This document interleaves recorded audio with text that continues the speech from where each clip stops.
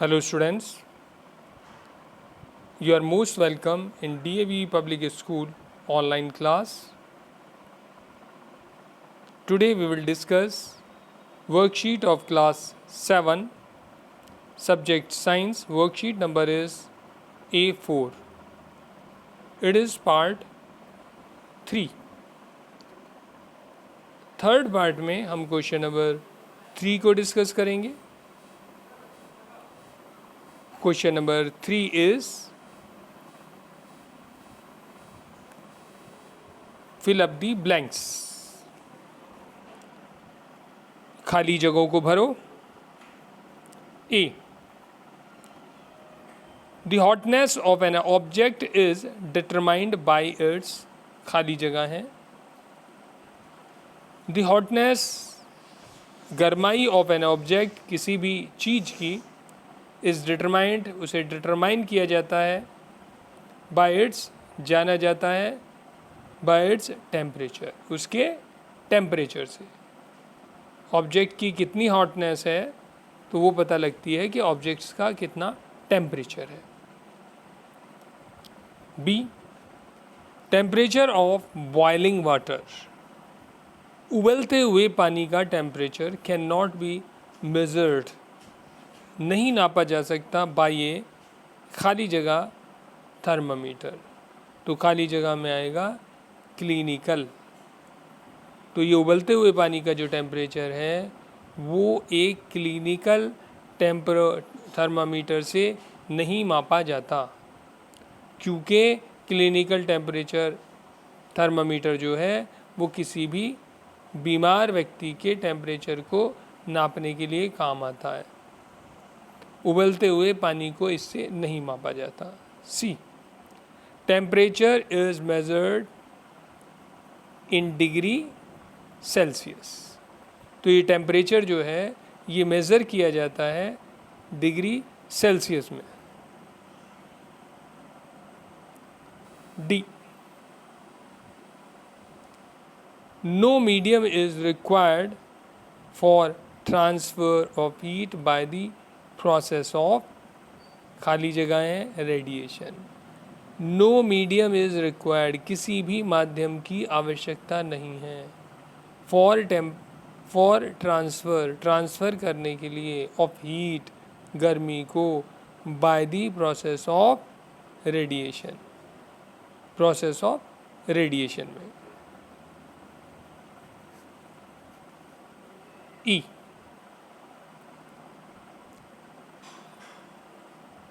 a cold steel spoon is dipped in a cup of hot milk. A cold steel spoon, एक ठंडी steel की चम्मच, is dipped, डुबो दी जाती है, in a cup of hot milk, एक cup गरम दूध में. Heat is transferred to its other end. Heat transfer हो जाती है उसके दूसरे एंड तक bye the process of conduction. ये जो प्रोसेस हुआ ये हुआ कंडक्शन का. तो कंडक्शन का जो प्रोसेस है उसमें चम्मच अगर दूध में डाल दी जाए तो वो पूरी की पूरी चम्मच लास्ट तक गर्म हो जाती है.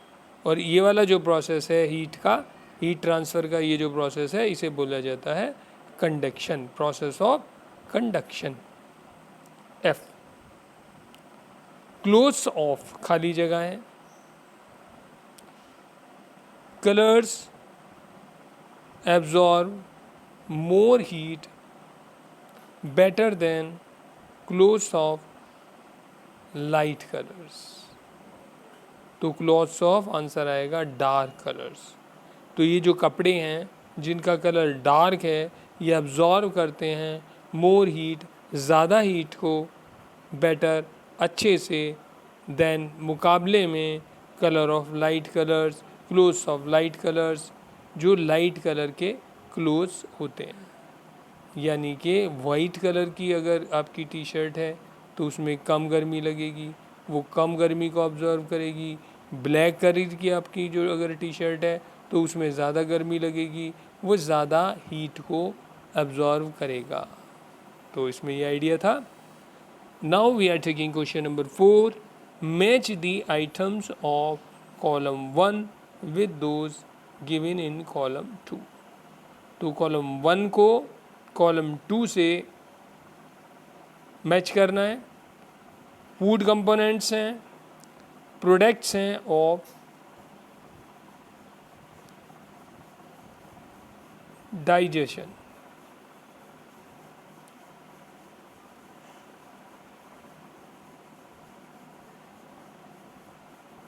कार्बोहाइड्रेट्स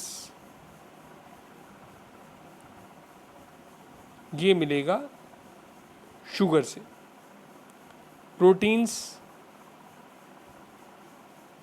अमोनो एसिड से। Fats fatty acids and ग्लिसर्ड्स।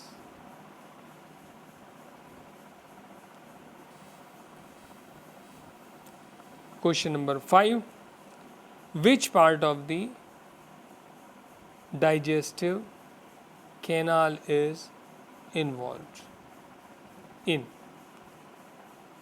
तो कौन सा डाइजेस्टिव कैनाल जो है वो इन्वॉल्व है, फंक्शन करता है, उसके बारे में बताया जाना है। 1, एब्जॉर्प्शन ऑफ फूड।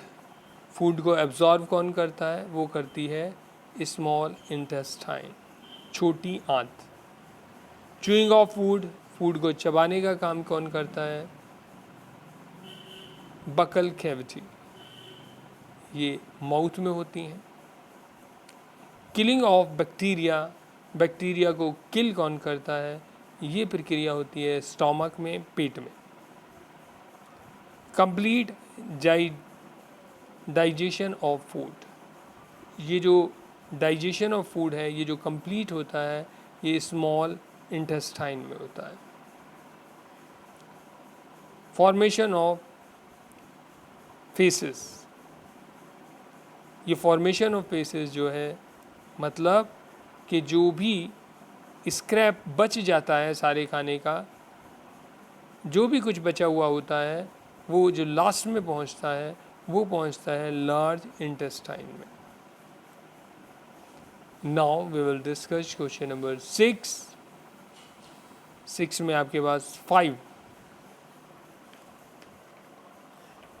क्वेश्चंस हैं।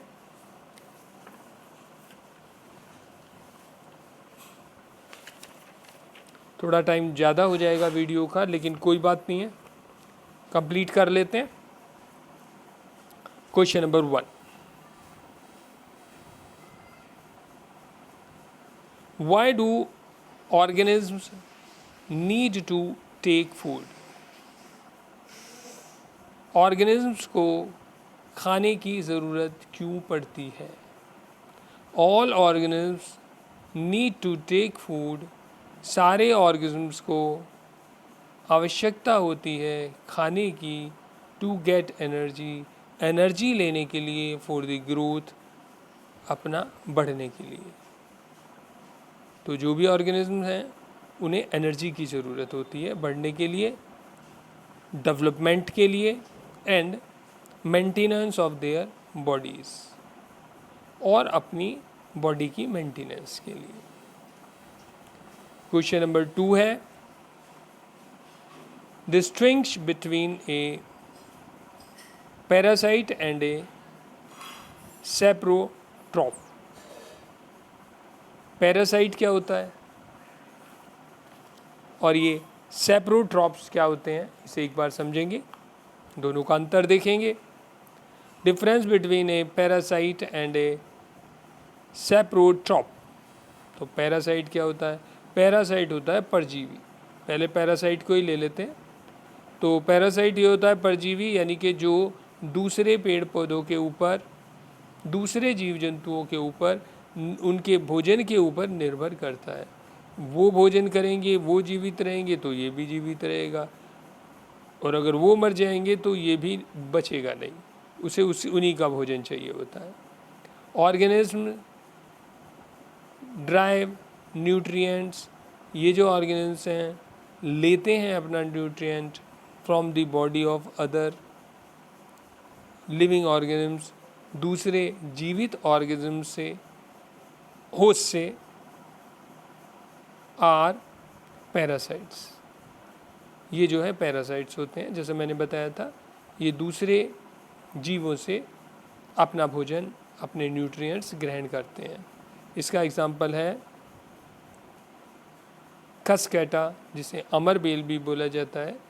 ये किसी भी पेड़ के ऊपर डाली जाती है और वहीं पर बढ़ती रहती है। जिस पेड़ के ऊपर ये अमर बेल डाली जाती है वहाँ वो उसी पेड़ से अपना एनर्जी लेती है, न्यूट्रिएंट्स लेती है और वहीं पर बढ़ती रहती है। तो एक एग्जाम्पल हो गया है। अब ये समझ लेते हैं कि सैप्रोट्रॉफ क्या होते हैं। सैप्रोट्रॉफ हैं प्लांट्स हैं which drive nutrients from dead and decaying organism. इनका जो भोजन है, इनके जो न्यूट्रिएंट्स हैं वो मरे हुए, जो गले सड़े बेकार हो जाते हैं ऑर्गेनिज्म, उनसे मिलता है और कॉल्ड सैप्रोट्रॉप्स। इन्हें सैप्रोट्रॉप्स बोला जाता है। इसका एग्जांपल है मशरूम। ये देखा भी होगा, ये जो जहाँ पर गंदगी होती है, कूड़ा होता है, वहाँ पर मशरूम अपने आप से उग जाते हैं। Question number 3, how would you test the presence of starch in leaves? How would you test, आप कैसे टेस्ट करेंगे, परीक्षण करेंगे कि presence of starch in leaves, के पत्ती में स्टार्च की प्रेजेंस है कि नहीं है। तो एक टेस्ट का प्रोसेस दिया हुआ है, इस टेस्ट को ध्यान से सुनेंगे। किस तरह से ये पत्तियों पर स्टार्च के टेस्ट को किया जा रहा है। इसके लिए टेक ए पॉटेड प्लांट, एक प्लांट ले लेंगे पॉट के अंदर में लगा हुआ, विद वेरीगेटेड लीव्स, जिसमें डिफरेंट तरह की लीव्स होंगी। फॉर एग्जांपल मनी प्लांट और क्रोटन्स। तो ये जो है मनी प्लांट भी लिया जा सकता है, क्रोटन्स भी लिया जा सकता है। Keep the plant in a dark room. ये जो प्लांट है इसे एक डार्क रूम में रख दिया जाता है फॉर 3 days, 3 दिनों के लिए, so that all the starch gets used up, जिससे कि सारे का सारा स्टार्च यूज हो जाए। Now select a leaf, covered it portion with a black strip paper and keep the plant in sunlight for about 6 hours. Now select a leaf. अब एक leaf को, पत्ती को सेलेक्ट करना है, कवर करना है इसका एक पोर्शन ब्लैक स्ट्रिप से पेपर की, और इसे रख देना है प्लांट को सनलाइट में अबाउट 6 hours के लिए। Plug the leaf from the plant, plant से लीफ को तोड़ लेना है। Mark the uncovered area in it, जो अनकवर्ड एरिया है उसे मार्क कर लेना है। And trace them on a sheet of paper, और उसे एक शीट ऑफ पेपर पर ट्रेस कर देंगे। Dip the leaf in boiling water, उबलते हुए पानी में इस लीफ को, इस पत्ती को डुबोना है फॉर ए फ्यू मिनट्स, कुछ मिनटों के लिए। आफ्टर दिस, इसके बाद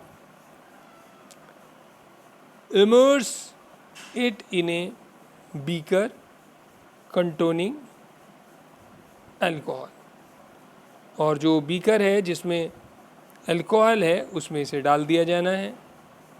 carefully place the above beaker in A water bath and heat till the alcohol begins to boil। Carefully place करना है बीकर को और अल्कोहल को जब तक उबलने ना लगे जब तक इसे गर्म करना है। Now dip the leaf in a diluted solution of iodine for a few minutes.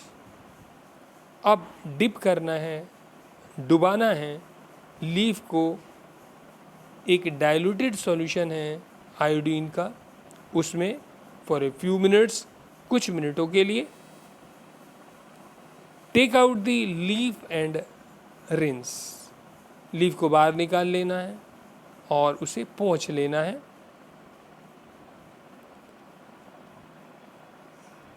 Iodine solution को यू ऑब्जर्व दैट, आप ऑब्जर्व करेंगे, आप देखेंगे, पाएंगे the presence of starch in various areas of the leaf which was uncovered. तो ये observe करेंगे presence of starch को कि वहाँ पर स्टार्च प्रेजेंस होगा इन वेरियस एरियाज, कई सारे एरियाज में, लीफ के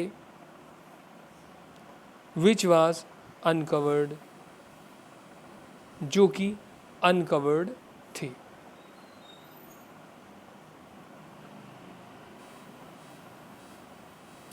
now question number 4,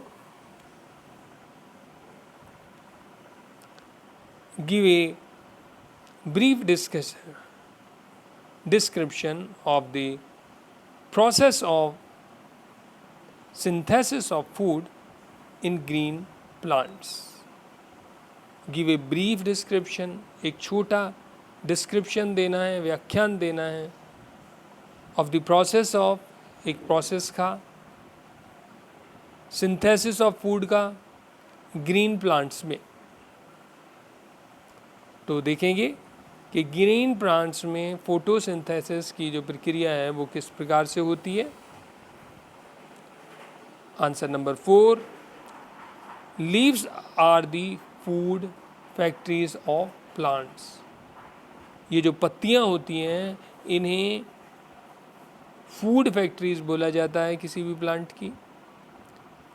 the synthesis of food in plants occur in leaves. जो ये सिंथेसिस ऑफ फूड है प्लांट्स में वो लीव्स के अंदर में होता है। देयरफॉर इसलिए ऑल द रॉ मटेरियल्स, सारे का सारा रॉ मटेरियल क्या क्या है, जो कि वाटर है, कार्बन डाइऑक्साइड है एंड सनलाइट है, मस्ट रीच देयर। ये सारी की सारी चीज़ें वहाँ पर ज़रूर पहुँचनी चाहिए पत्तियों तक।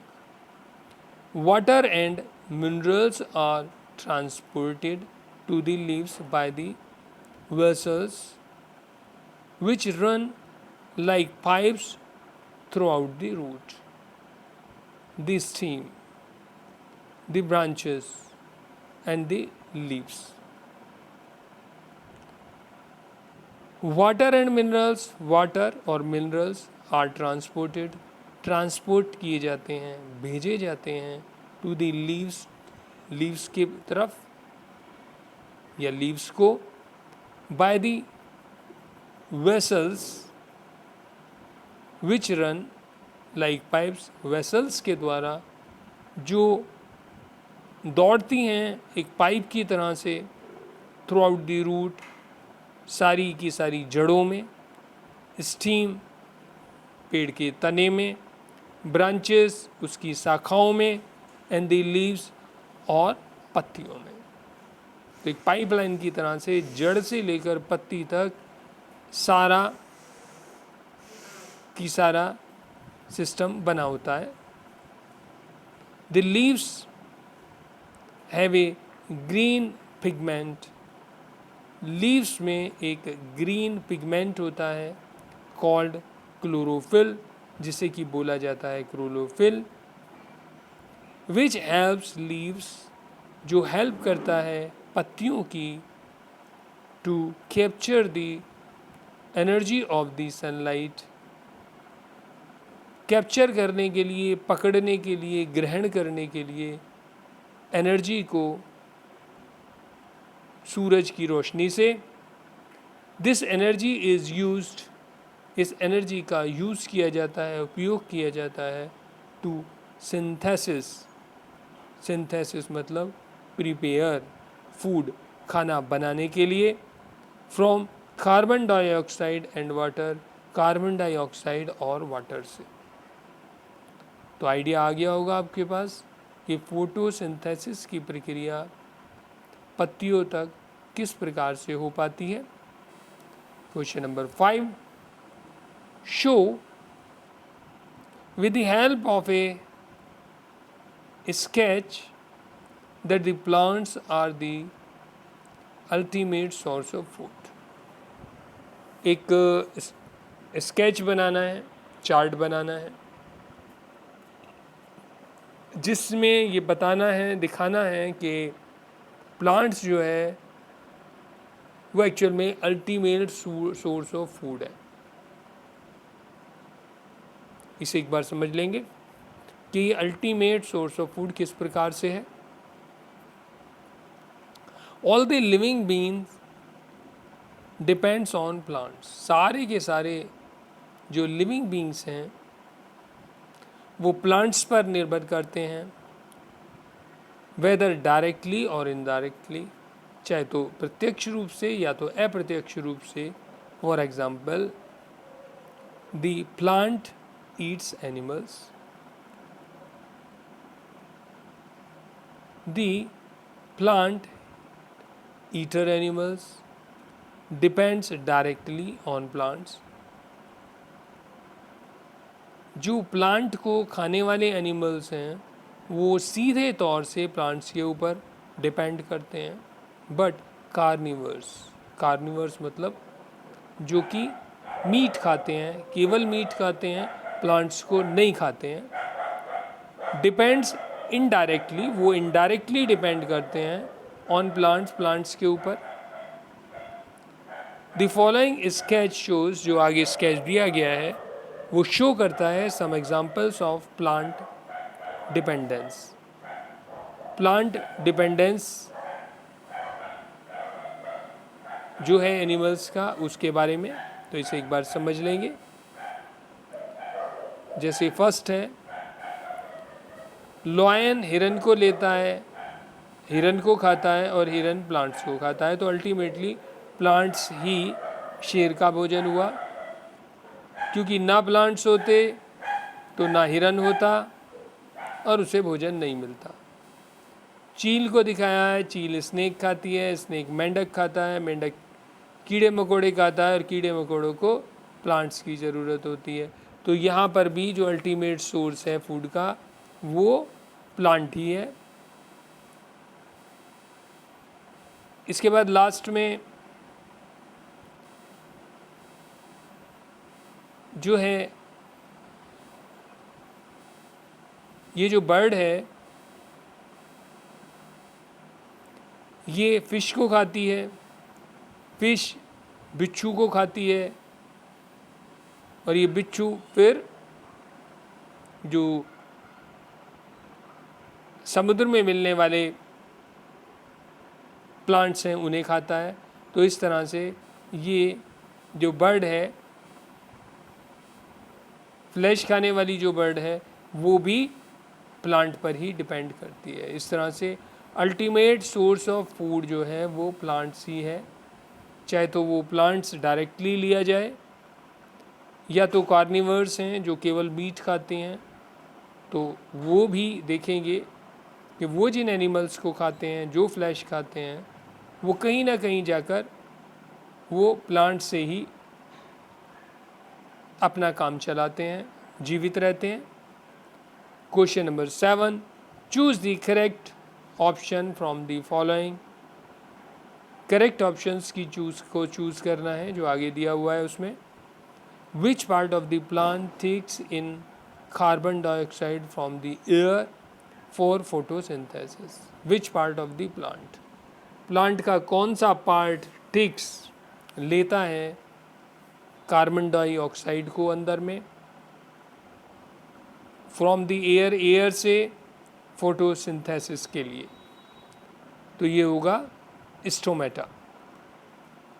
ये जो स्टोमेटा है, स्टोमेटा आप अगर बुक में देखेंगे डायग्राम में तो आपको पता लगेगा फोटोसिंथेसिस की प्रक्रिया पत्तियों में होती है और पत्तियों में जो है छेद होते हैं सांस लेने के लिए, उन्हें बोला जाता है स्टोमेटा।